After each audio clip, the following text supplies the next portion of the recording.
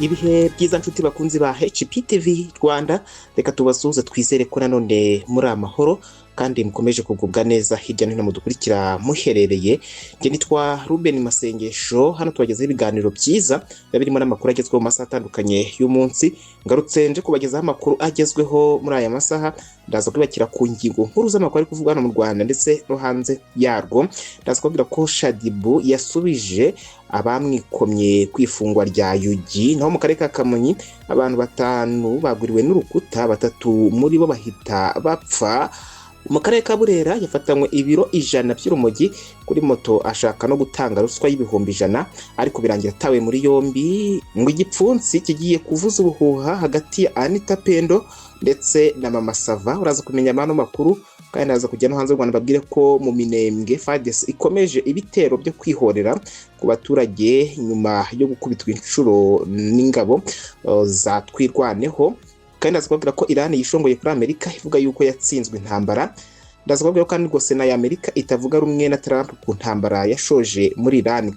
Izo nizo ngingo nkuru bigiye ko cy'amakuru yacu, reka mwanya muto tuze tuyarambura.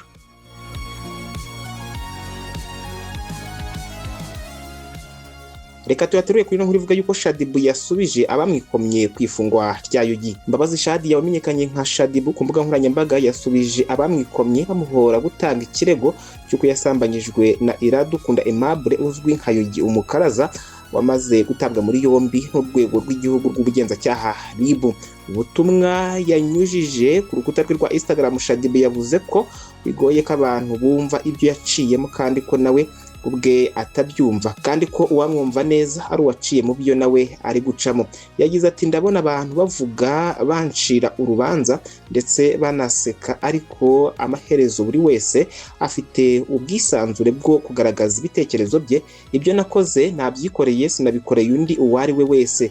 Yakomeje agira ati, ukuri nuko utakumva uko merewe kuko nanjye ubwanjye sindi kubyiyumvisha. Iyo ibintu bikubayeho nawe ukaba utabyumva usigara wumiwe. Umuntu wenyine wabyumva ni uwabiciyemo. Niyo mpamvu ndi gukora ibyo numva ko ari ukuri. Niba utumva umwanzuro wanjye, ibyo ndabyubaha, ariko singishoboye kubaho ncecetse. Muri ubu butumwa kandi yakomeje avuga ko atigeze agambirira kwabaza uwo ari we wese, aho yagize ati, nge naravuze gusa kuko bireba umubiri wanjye, ubuzima bwanjye ndetse n'ukuri kwanjye.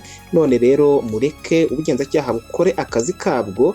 Nibigaragara ko nibeshya, nzakora ibyo ngomba gukora, nzabibona, nsaba imbabazi kandi ndeme amahoro. Yasoje asaba ko hatagira umusuzugura kuko ibi atari imyidagaduro cyangwa imikino, aho yagize ati, ndi kurwana intambara nyinshi abenshi muri mwe mutabona ibyo muntekerezaho cyangwa ibyo mumvugaho ntabwo bizahindura ibyo naciyemo.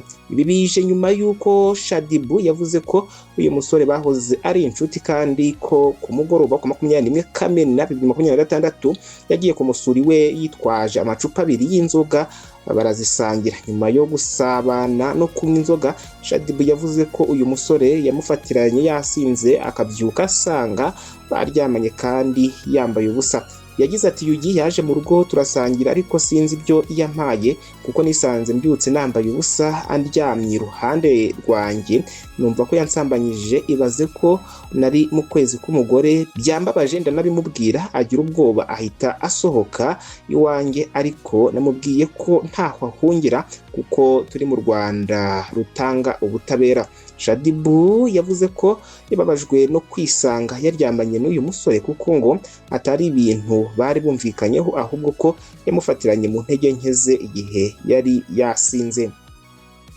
Dukomereze mu karere ka Kamonyi tubabwire ko abantu 5 bagwiriwe n'urukuta, 3 muri bo bahita bapfa.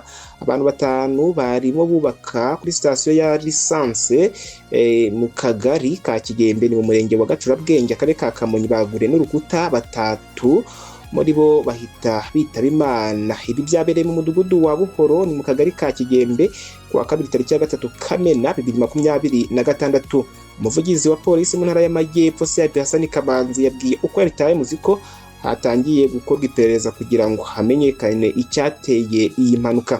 yagize ati nibyo koko amakuru polisi yarayamenye ko hari abantu bari barimo kubaka haza kubaho impanuka, urukuta rugwira abaturage bagera kuri 5 maze 3 muri bo bahita bapfa, abandi 2 barakomereka. Yakomeje avuga ko aya makuru akimenyekana inzego z'umutekano polisi na RIB zahise zihagera, abakomeretse bahabwa ubutabazi bw'ibanze bahita bajyanwa ku bitaro n'imbangukiragutabara ndetse n'imirambo y'abapfuye nayo ijyanwa ku bitaro kugira ngo isuzumwe hamenyekane icyateye impfu zabo. Yongeye ko uwari ukuriye imyubakire yahabereye iyo mpanuka nawe yahise atabwa muri yombi kugira ngo harebwe n'imirimo yahakorerwaga yari ifite ibyangombwa. Reka kandi dukomoze no kuri nkuru ivuga yuko igipfunsi giye kuvuza ubuhuha hagati ya Anita Pendo ndetse na Mama Sava.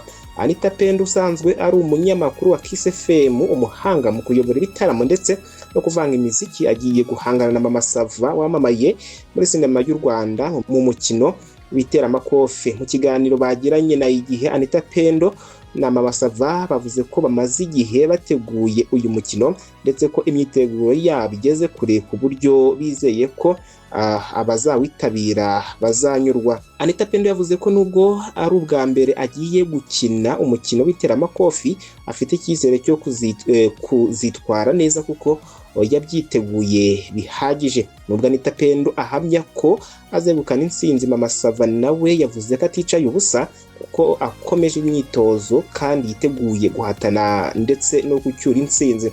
Uyu mukino uzabera kuri Petit Stade kuwa 5 Nyakanga 2026. Abifuza kuwitabira bazishyura 2,000, 10,000 cyangwa 20,000 bitewe n'icyiciro bazahitamo.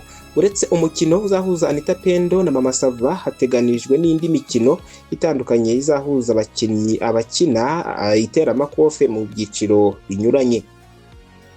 Dukomereze mu karere ka Burera tubwire ko yafatamwe 100 by'urumogi kuri moto ashaka gutanga ruswa y'ibihumbi 100 kugira ngo arekurwe. Bashikora mu murenge wa Bungwe ni mu karere ka Burera yafatanye ibiro 100 by'urumogi umusore warutwaye kuri moto ubwo yaramaze kurwambutsa umupaka agiye kurukwirakwiza mu Rwanda. Polisi ivuga ko uyu musore yafashwe mu masaha y'igicuku cyo kwa 24 Kamena 2026 ndetse yafatiwe mu mudugudu wa Mubuga, akagari ka Tumba, umurenge wa Bungwe. Ivuga ko yaratwaye moto ayihetseho 100 by'urumogi ndetse anamaze gufatwa ashaka gutanga ruswa y'amafaranga 100,000.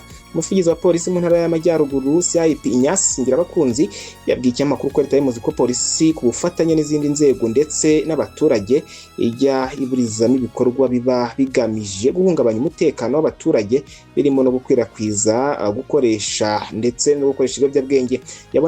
Yaboneyeho gukangurira abaturarwanda kwirinda guhishira abakora ibyaha cyane cyane abagirana isano n'ibiyobyabwenge kubera ko bagira uruhare runini mu bikorwa bihungabanya umutekano n'imibereho myiza y'abaturage. Kugeza ubu wafashwe afungiye kuri sitasiyo ya polisi ya Bungwe kugira ngo akurikiranwe.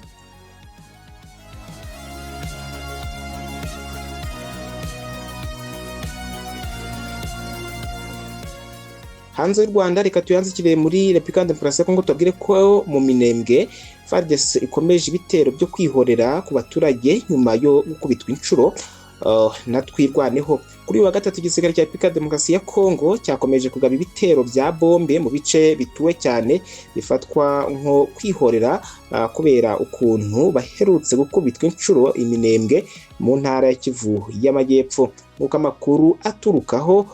amakuru aturukaho atangazwa na sosiyete sivile yaho agera kuri Kivu Morning Post, avuga ko kuri uyu wa gatatu itariki 24 Kamena igisirikare cya Kongo cyakomeje ibitero bya bombe byibasiye ahitwa Irundu mu misozi miremire ya Minembwe muri teritwari ya Fizi. Ni bitero byagabwe hifashishijwe indege zitagira abapilote drone.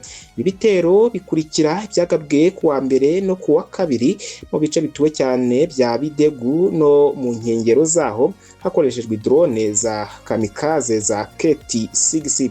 Kuwa kabiri tariki 23 Kamena 2026 kandi hagati ya saa 12 za mu gitondo kugera ku isaha y'isa 5 za mu gitondo ihuriro by'ingabo zirwanira ubutegetsi bwa Kinshasa zakajije umurego ku bitero by'indege byibasiye uturere dutuwe cyane twa Gakenke ndetse na Mikenke. Igisirikare cya Kongo n'abafatanyabikorwa bacyo barimo ingabo z'u Burundi, abacancuro n'imitwe itandukanye ya Wazalendo baherutse guhurira n'uruva gusenya mu misozi ya Minembwe mu mirwano yabahuje n'abarwanyi batwigwaneho bafatanyije na M23, aho byemezwaga ko hatikiriye ingabo nyinshi z'abarundi. Tukimi kino gihugu kandi ngo abakozi ba Croix Rouge bishwe. Umuryango utabara abari mu kaga Croix Rouge muri Republika Demokarasi ya Kongo watangaje ko abakoranabushake bawo babiri bishwe ubwo bari mu bikorwa byo gufasha abaturage kubona amazi meza yo kunywa mu ntara ya Kivu y'Amajyepfo. Itangazo rigenewe abanyamakuru ryasohowe n'uwo muryango rivuga ko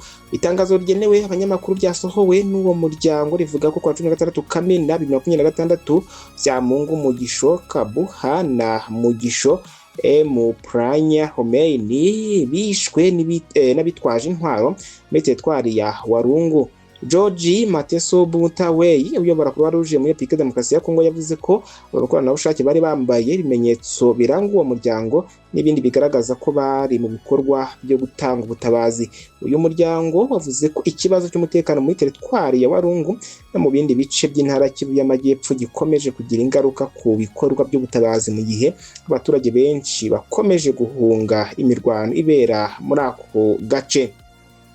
Dukomereze no mahanga yakwe tubabwire ko muri Iran yishongoye kuri Amerika ivuga yuko yatsinzwe intambara. Amasezerano y'ibanze aherutse gusinywa hagati ya Iran na Leta Zunze Ubumwe za Amerika hagamijwe gushyira iherezo ku ntambara yabahanganishije kuva mu mpera za Gicurasi 2026 yafashwe na Iran cyangwa se Tehran nko kwemera gutsindwa kwa Amerika.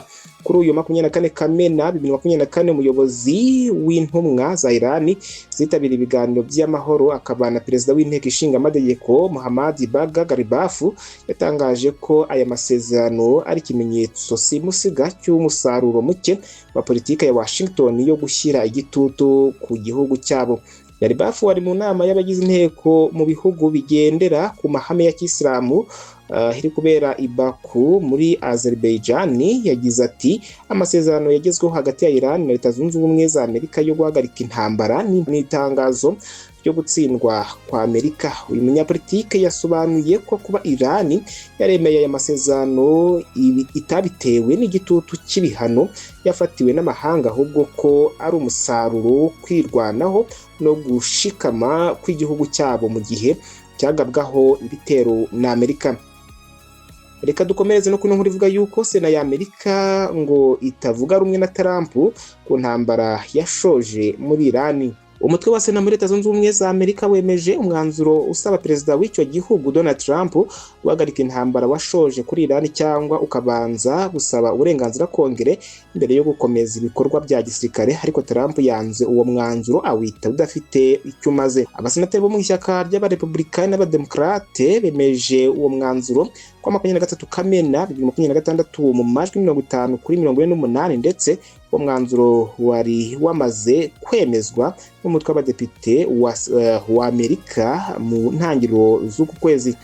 Ku mugoroba wo kwa 23 Kamena Trump abinyujije ku rubuga rwa Truth Social yanenze uwo mwanzuro awita wafashwe mu gihe kidakwiriye kandi udafite icyo umaze, ndetse yemeza ko Iran ayifite mu biganza bye kandi yiteguye gutsindwa. BBC yatangaje ko nubwo uyu mwanzuro wanyuze mu mitwe yombi ariko ari ikimenyetso cya politike gusa, kuko utazoherezwa kwa Trump ngo awusuzume kandi nta mbaraga z'amategeko ufite. Bibaye mu gihe bamwe mu Republikani bagaragaje gushidikanya ku mugambi w'amahoro Perezida Donald Trump yumvikanyemo na Iran mu cyumweru gishize. Mu gihe amajwi nk'aya ahuriweho n'imitwe yombi ya Kongere ya Amerika yemeje umwanzuro uhuriweho usaba perezida guhagarika ibikorwa bya gisirikare kuva hashyirwaho itegeko ryiswe War Power Resolution ryo mu 1973. Uyu mwanzuro uhuriyeho ukaba ari uburyo Kongere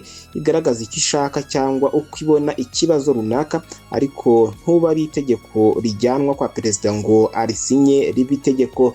mu mwaka wa 2019 Trump yanze umwanzuro wari wemejwe na Kongere wasabaga ko ingabo za Amerika zikurwa mu ntambara yo muri Yemen. Ni mu gihe impuguke mu bya politike mu burasirazuba bwo hagati yitwa Laura Bremefred yavuze ko uwo mwanzuro umeze nko kubwira umuntu ko yakoze amakosa aho kuyamuryoza kuko nta mbaraga z'amategeko ufite. Nshuti bakunzi ba HPTV Rwanda, ni naho dusoje amakuru yaragizweho muri aya masaha. Tubashimira ko mu bihe bitandukanye mu masaha atandukanye y'umunsi mubana natwe hano tubategura ibiganiro byiza birimo n'amakuru agezweho mu masaha atandukanye y'umunsi. Ni Ruben Masengesho, mukomeze kugira ibihe byiza.